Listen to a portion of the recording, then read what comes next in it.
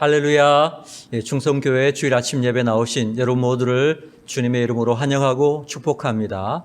오늘 이 아침 우리에게 주시는 하나님 말씀을 다 함께 보시겠습니다. 하나님 말씀은 역대하 13장 1절에서 3절까지입니다.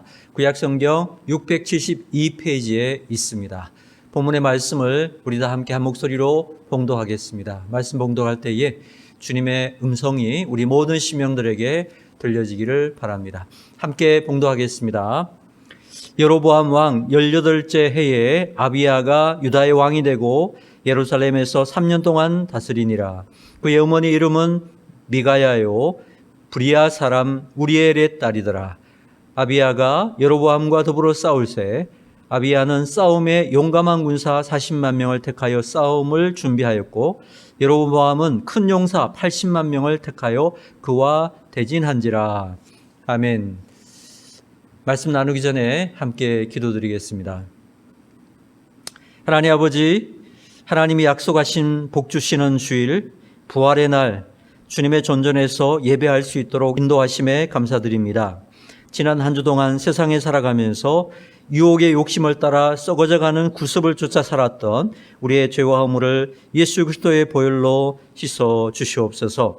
우리의 몸과 마음, 영혼이 이 예배를 통해서 새롭게 되도록 인도하여 주시옵소서. 이 시간 마른 땅처럼 주님을 사모하오니 주님의 진리의 말씀이 우리의 심령을 밝혀 주시옵소서. 주님의 영광으로 이 예배를 가득 채워 주시옵소서. 이 시간 부족한 종이 주의 말씀을 들고 섰사오니 종은 십자가 뒤에 감주시고 오직 성령님께서 각 심령과 교회에 하시고자 하는 말씀을 친히 말씀하여 주옵소서. 또한 말씀을 받을 때에 사람의 말로 받지 아니하고 주님께서 나에게 주시는 거룩한 음성으로 받을 수 있도록 인도하여 주시옵소서. 예수 그리스도의 이름으로 간절히 기도드리옵나이다. 아멘. 할렐루야. 복된 주일을 맞아 우리 주님 앞에 예배로 나오신 우리 충성교회 모든 지체 여러분들을 주님의 이름으로 환영하고 축복합니다. 예배를 통하여서 주님의 충만하신 은혜가 우리 모든 심령들에게 충만하게 부어지시기를 주님의 이름으로 축원합니다. 우리 예배하는 귀한 가족들, 지체들 서로 돌아보면서 손도 한번 잡아주고 등어리도 쓰다듬어 주면서 한번 축복하며 인사하겠습니다. 하나님이 함께 하시니 당신의 미래는 활짝 열릴 것입니다. 한번 인사하시기 바랍니다. 하나님이 함께 하시니 당신의 미래는 활짝 열릴 것입니다. 아멘. 저는 오늘 본문의 말씀 가지고 역대하 강의 13번째 시간으로 절박할 때 기도하면 설명할 수 없는 승리를 주신다. 절박할 때 기도하면 설명할 수 없는 승리를 주신다라는 제목으로 하나님 말씀 증거하도록 하겠습니다. 자, 르호보암이 죽고 이제 그 아들 아비야가 왕이 됐는데요. 오늘 본문은 그 아비야 왕의 이야기라고 할 수 있습니다. 자, 이때 그 북왕국 이스라엘은 여로보암이라는 사람이 왕이 되었고요. 왕이 되자마자 남왕국 유다와 북왕국 유다로 쪼개지면서 이 분열된 두 나라 간에 굉장한 갈등을 하고 있었다라는 것입니다. 북왕국 이스라엘과 남왕국 유다가 서로 대치를 했는데 북왕국 유다가 훨씬 강력한 힘을 가지고 있었다라는 것입니다. 이런 국력의 차이가 난 것은요. 일단 북왕국 이스라엘은 그 지파가 10개 지파나 되었습니다. 그리고 남왕국 유다는 2개 지파니까 수적으로도 열세였습니다. 또 경험적으로도요. 이 북왕국의 여로보암 왕은요. 왕이 된 지 지금 18년이나 되었고요. 이 아비야는요. 이제 왕이 방금 되었어요. 어린 나이에 왕이 되었기 때문에 경험도 많이 없었다는 것입니다. 풍부한 경험을 가진 여로보암과 경험도 없는 그런 아비야 왕이었다는 것입니다. 군사력도 남쪽 유다는 40만 명인데 북왕국 이스라엘은 80만 명, 2배의 열세였다는 거죠. 이 당시만 해도 어떤 특별한 무기가 없었기 때문에 수가 많으면 이기는 그런 싸움이었다는 것입니다. 거기다가 전쟁을 함에 있어서 전략이 중요합니다. 그런데 그 전략도 북쪽 이스라엘이 뛰어났다는 것입니다. 군사를 매복시키는 그런 복병으로 전쟁을 했다는 것입니다. 그런데 남쪽의 이 아비야는요, 특별한 전략도 없었다라는 것입니다. 그러니까 모든 면에서 뒤떨어지고 약한 그러한 상황이었다는 것입니다. 그런데 결과는 어떻게 되었습니까? 약한 아비야가 강한 여로보암을 상대로 대승을 거두었다. 이것이 결론입니다. 아예 향후에 전투 의지를 꺾어버려서 다시는 여로보암이 아비야를 침략하지 못하도록 그 정도의 큰 승리를 얻게 되었다라는 것입니다. 자, 이런 역사적 사건들이요, 우리들에게도 굉장히 중요한 어떤 부분이라고 생각을 합니다. 우리도 신앙생활 할 때요, 어떤 열세적인 그런 상황에 놓일 수도 있고 우리보다 강한 사람들을 상대로 해서 싸워야 할 때가 있는데요, 우리가 어떻게 그러한 강한 상대들을 대상으로 싸워 이길 수 있을 것인가. 오늘 본문을 통해서 이런 부분들을 한번 살펴보고자 합니다. 먼저 다시 한번 우리 1절에서 3절 말씀을 봉독해 보도록 하겠습니다. 함께 봉독합니다.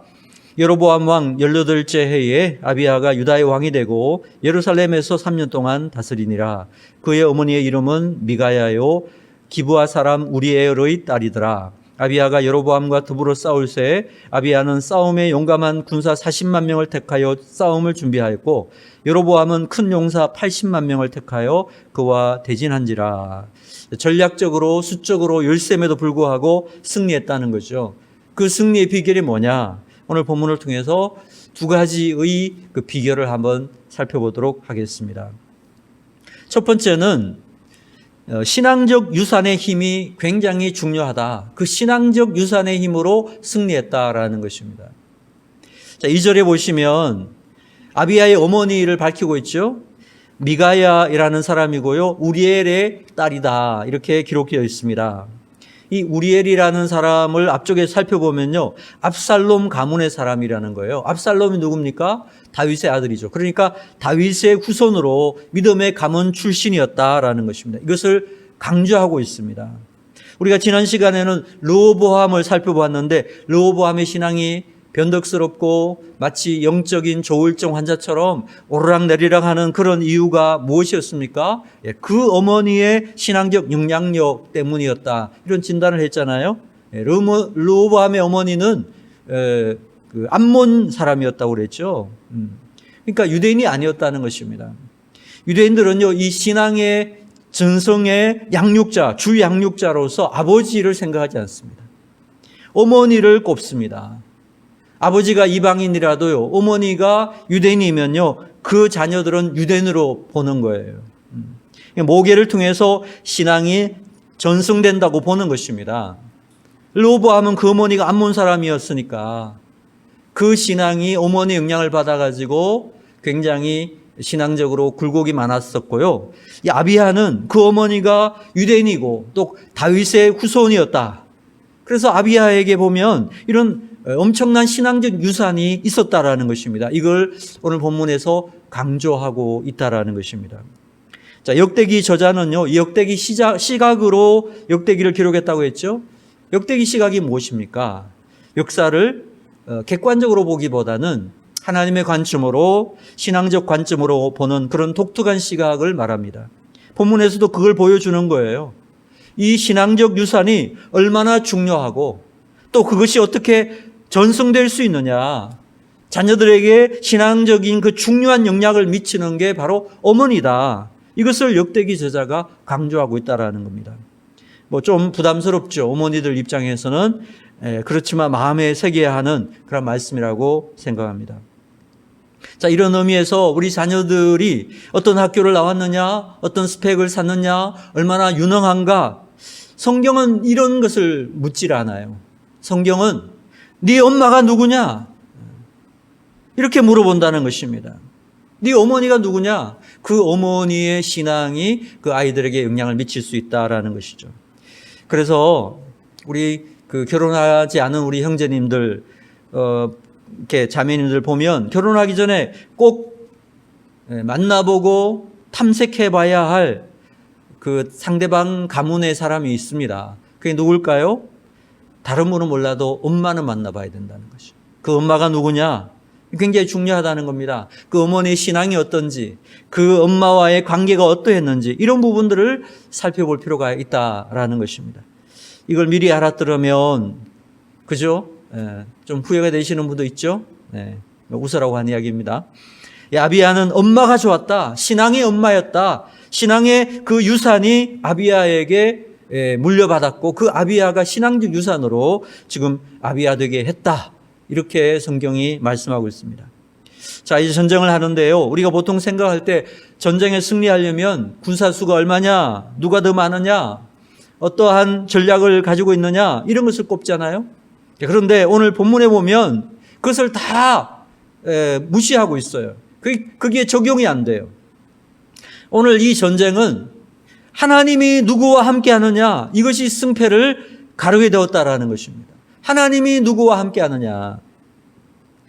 특별히 어머니께로부터 물려받은 신앙적 유산이 아비야에 있었고 그것이 아비야의 삶 가운데 이 전쟁 중에서 드러나고 있다라는 것입니다. 그게 어디에 나오느냐? 바로 4절에 나오는 소금 언약이라는 것입니다. 소금 언약이라는 말입니다. 여러분 성경에 이 소금에 대한 언급들이 있죠. 너희는 뭐 세상의 소금이라 빛이라 말씀하실 때도 소금이 있는데요. 우리가 이제 소금을 이야기하면 소금의 어떤 기능적인 면을 많이 생각하지만 성경은 그보다 더 본질적으로 들어가서 소금의 속성을 이야기해요. 소금은 변함이 없다. 이걸 상징하는 것이 소금이라는 거예요. 그래서 여러분 생각해 보십시오. 소금은 물에 녹여도 소금이고 끓여도 소금이죠. 그래서 소금은 항상 변하지 않는다는 것입니다. 그래서 구약에 보면요, 두 사람이 우정을 맺을 때도 소금을 넣고 언약을 했고요, 결혼식을 할 때도 소금을 두고 언약을 했고요, 하나님께 제사를 드릴 때도 소금을 넣고 제사를 드렸다는 것입니다. 아비야는요, 하나님과 다윗이 맺은 이 소금 언약을 강조했다는 것입니다. 물론 이것이 어머니의 어떤 신앙적인 역량이라고 생각합니다. 하나님께서 영원히 변하지 않는 언약, 소금 언약으로 우리의 다윗의 정통 후손인 유다, 남쪽 유다와 언약을 맺으셨다. 그러므로 이 전쟁에서 하나님은 우리 편이시다. 이 확신을 가지고 전쟁터로 나갔다라는 것입니다. 자, 그 내용이 4절에서 7절 말씀에 있는데요. 말씀을 한번 같이 봉독해 보겠습니다. 같이 봉독합니다. 시작. 아비야가 에브라임 산 중 스마라임 산 위에 서서 이르되 여로보암과 이스라엘 무리들아 다 들으라. 이스라엘 하나님 여호와께서 소금 언약으로 이스라엘 나라를 영원히 다윗과 그의 자손에게 주신 것을 너희가 알 것 아니냐. 다윗의 아들 솔로몬의 신하 느밧의 아들 여로보암이 일어나 자기의 주를 배반하고 남봉꾼과 잡배가 모여 따름으로 스스로 강하게 되어 솔로몬의 아들 여로보암을 대적하였으나 그때 여로보암이 어리고 마음이 연약하여 그들의 입을 능히 막지 못하였었느니라. 아멘. 이 아비야가 산 위에 올라가 가지고요, 전쟁을 하기 전에 일장 연설을 합니다. 옛날 전쟁은 좀 그렇게 했던 것 같아요. 소금 언약으로 하나님께서 우리 유다와 영원한 언약을 맺으셨기 때문에 하나님은 영원히 우리 편이다. 그리고 너희들은 배신자 여로보암을 따라서 모여든 배신자들이고 남봉꾼과 잡배들이다. 이 한마디예요. 이 80만 명의 군인들이 기가 죽었다는 것입니다. 북왕국 이스라엘 군사들도 다 하나님 믿는 사람들이니까 이 말이 무슨 말인지 알잖아요. 그래서 전쟁을 시작하기도 전에 이미 사기로 그냥 팍 꺾어버린 것입니다. 아비야는 이 전쟁이 단순한 물리적인 충돌이 아니라 그 배경에 드리워져 있는 신앙적인 면을 충분히 이해하고 이 소금 언약이라는 것을 가지고 나가서 이야기를 하기 시작했다라는 것입니다. 또 아비야는요, 여로보암의 죄를 조목조목 지적을 합니다. 북쪽에 여로보암 왕이 지은 3대 죄가 있죠. 첫 번째 죄는 무엇입니까? 북왕국 백성들이 절기를 지키려고 예루살렘 성으로 이렇게 성전으로 내려가면 민심이 동요될까 봐요. 내려가지 못하도록 했어요. 그리고 북쪽에 아예 자체적으로 단과 브엘세바예요. 금 송아지 신전을 세워가지고 백성들이 거기에서 우상숭배를 하는 죄를 범하게 만들었다는 것입니다. 둘째는 레위인들을 통해서 제사장으로 세워서 제사를 해야 되는데 레위인들이 다 도망을 갔거든요. 그러니까 레위인들을 대신해서 그냥 일반 사람들을 제사장으로 세웠다는 겁니다. 이것도 큰 죄였습니다. 셋째는 7월 15일이 초막절의 시작일인데 이때가 너무 바쁜 농번기라서요, 8월 15일로 이 슬쩍 날짜를 바꿨다는 거예요. 초막절을 이렇게 자기 마음대로 바꿨다는 거예요. 하나님과 의논해보지도 않고 하나님과 상관없이 자기 마음대로 했다는 것입니다. 이게 바로 파퓰리즘이죠. 그래서 이런 여로보암의 행위가 얼마나 악했는지 성경은 북왕국 이스라엘 왕이 악할 때 나쁘다, 악했다 이렇게 표현하지 않고요. 여로보암의 길로 행하더라 이렇게 표현했어요. 하나님 앞에서 악한 자의 대명사 이름이 여로보암이 됐다는 것입니다. 자, 이런 내용을 아비야가 이야기를 쭉 하면서 이 전쟁은 우리와 함께 하시는 하나님과 그 하나님을 배반한 너희들의 전쟁이다 이렇게 선포를 하고 있다라는 것입니다. 이 이야기를 들은 북왕국 군사들이 얼마나 기가 죽겠습니까? 자기들은 지금 하나님을 대적하는 전쟁을 하고 있는 거 아니겠습니까? 우리가 좀 길지만 8절에서 12절까지도 같이 봉독해 보겠습니다. 같이 봉독합니다. 시작.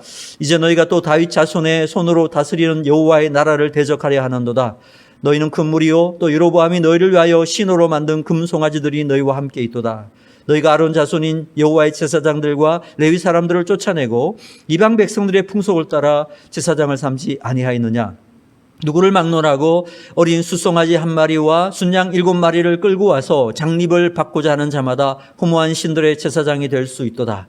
우리에게는 여호와께서 우리 하나님이 되시니 우리가 그를 배반하지 아니하였고 여호와를 숨기는 제사장들이 있으니 아론의 자손이요 또 레위 사람들이 수종들어 매일 아침 저녁으로 여호와 앞에 번제를 드리며 분향하며 또 깨끗한 상에 진설병을 놓고 또 금 등잔대가 있어 그 등에 저녁마다 불을 켜나니 우리는 우리 하나님 여호와의 계명을 지키나 너희는 그를 배반하였느니라.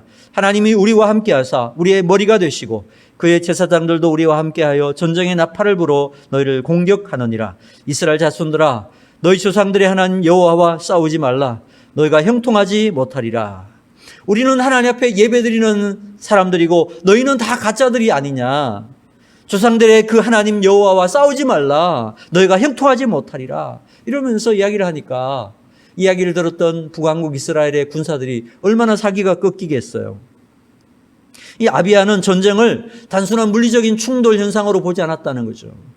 이것을 적극적으로 믿음으로 해석했다는 것입니다.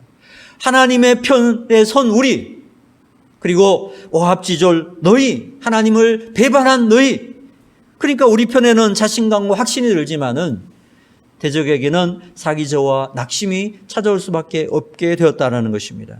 자, 이런 믿음의 시각, 이런 확신들이 어디에서 영향을 받았느냐? 바로 어머니, 부모님의 신앙으로부터 나온 것이다. 오늘 성경이 그것을 강조해주고 있습니다. 그 신앙적 유산으로 이 전쟁에 승리할 수 있었다라는 것입니다.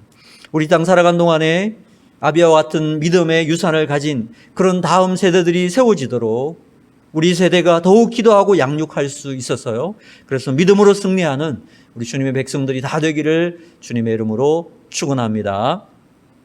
자, 두 번째 이 승리의 이유를 보면은 절박할 때 간절히 기도하면 설명할 수 없는 큰 승리를 주신다라는 것입니다. 절박할 때 간절히 기도하면 설명할 수 없는 그러한 승리를 주신다라는 것입니다.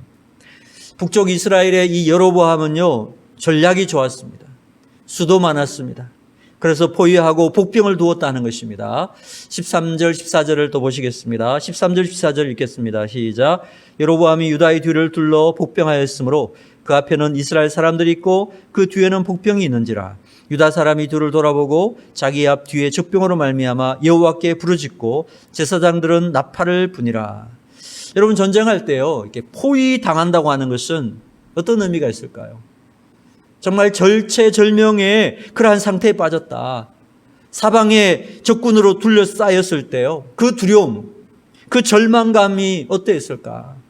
도망갈 길도 없고 적군의 수는 많고 정말 어떻게 할 수 없는 그런 절박한 상황이 되었다는 것입니다.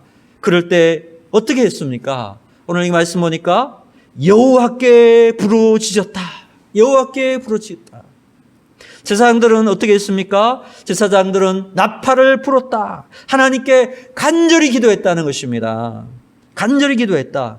자, 그랬더니 어떤 일이 벌어집니까? 15절에서 18절 말씀입니다. 같이 봉독하겠습니다. 15절에 18절요. 시작.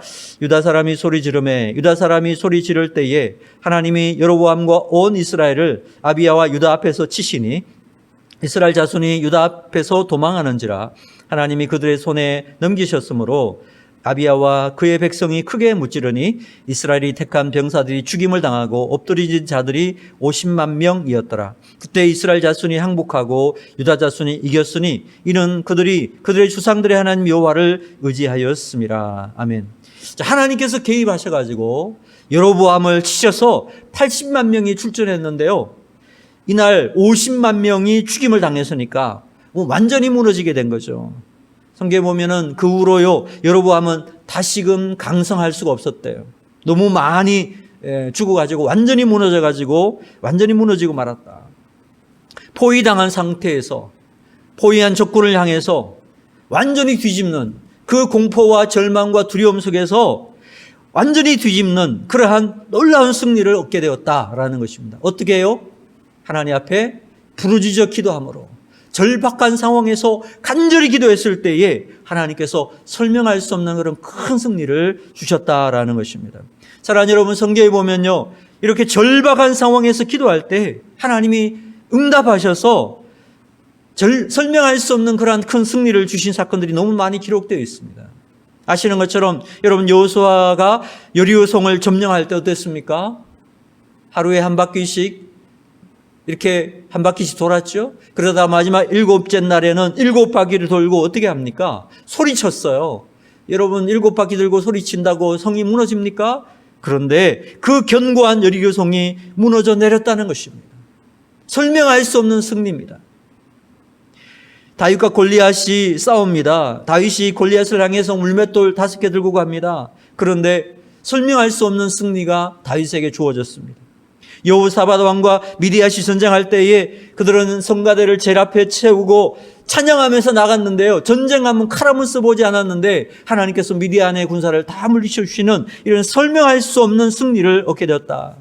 또한 이스기야 왕 때 아수르가 쳐들어왔을 때에 그 성전 포고문을 들고 이스기야 왕이 성전에 가서 무릎 꿇고 눈물을 흘리면서 간절히 기도했을 때에 하나님께서 그날 저녁에 18만 5천 명이 되는 아수르의 군대를 몰살시켜가지고 설명할 수 없는 큰 승리를 주셨다는 것입니다. 정말 전략적으로 수적으로 말도 안 되는 그런 열세였지만 하나님께 기도할 때에, 나팔을 불었을 때에 하나님이 그 상황들을 다 뒤집어 오셔서 설명할 수 없는 그러한 큰 승리를 주시더라라는 것입니다. 멀리 갈 것도 없이 여러분, 우리 대한민국의 역사를 보더라도 그렇습니다.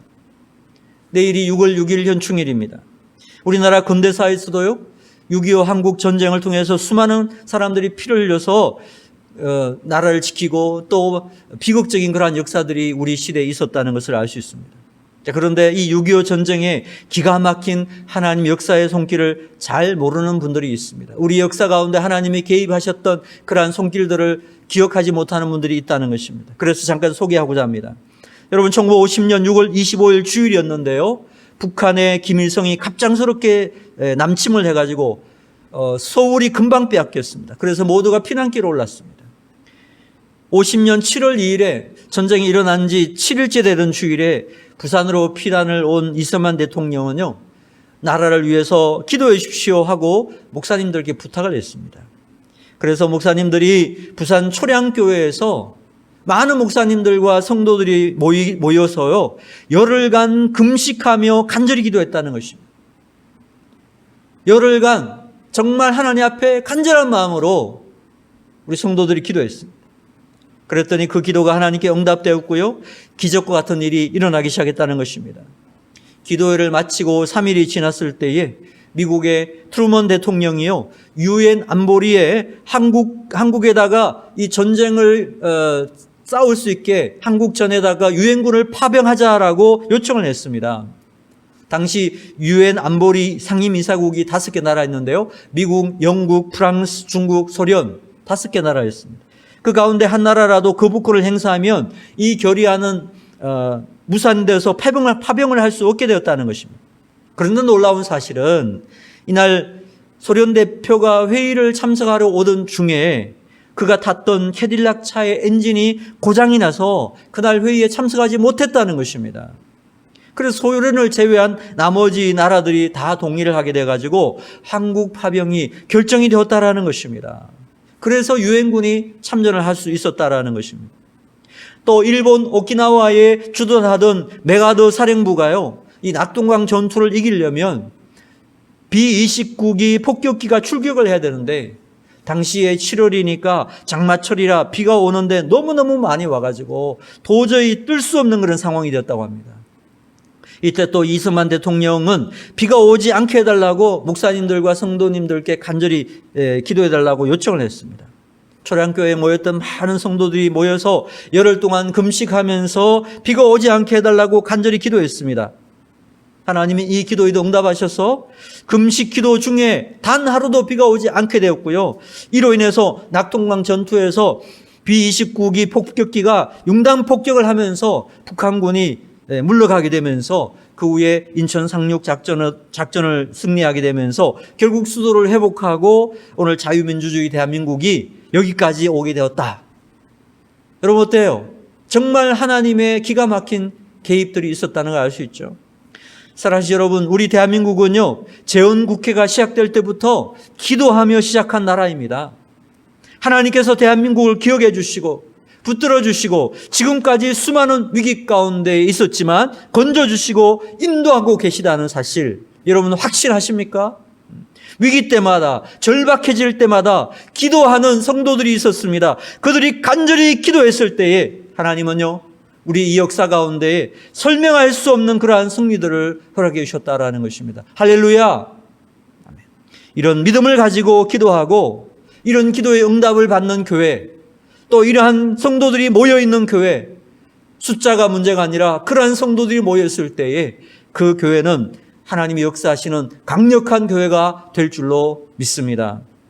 우리 이 땅 살아가는 동안에 우리 모든 지체들이 위기의 순간에, 이 절박한 순간에 믿음으로 주님을 바라보면서 간절히 기도함으로 우리 주님의 설명할 수 없는 그런 승리를 얻는 신실한 주의 백성들이 다 되기를 주님의 이름으로 축원합니다.